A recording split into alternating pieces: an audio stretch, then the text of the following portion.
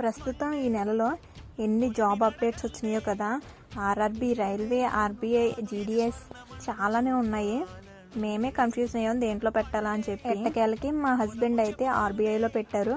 And next నేను మా husband ఇద్దరం కలిపి జీడీఎస్లో అయితే అప్లికేషన్ పెట్టామన్నమాట. జాబ్ వస్తుందన్న పక్క గ్యారంటీ అయితే లేదు, కానీ మన ప్రయత్నాలు అయితే మనం చేయాలి కదా, అందుకోసం అని చెప్పి మేము పెట్టుకున్నాం అన్నమాట. పోతే జీడీఎస్కి అయితే ఎటువంటి ఎగ్జామ్ ఉండదు, సో అది మేమిద్దరం పెట్టుకున్నాం.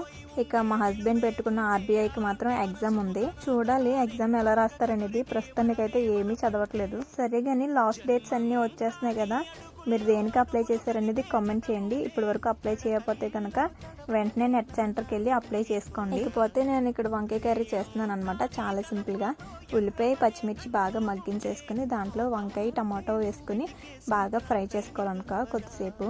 దాంట్లోనే ఉప్పు, కారం, పసుపు వేసుకుని ఫ్రై చేసుకుని కొద్దిగా వాటర్ యాడ్ చేసుకుని కొంతసేపు ఉడకనివ్వాలి. అంతే, టేస్టీగా రెడీ అయిపోతుంది. వీడియో నచ్చితే కనుక ఒక లైక్ ఇచ్చి వెళ్ళండి. Do subscribe.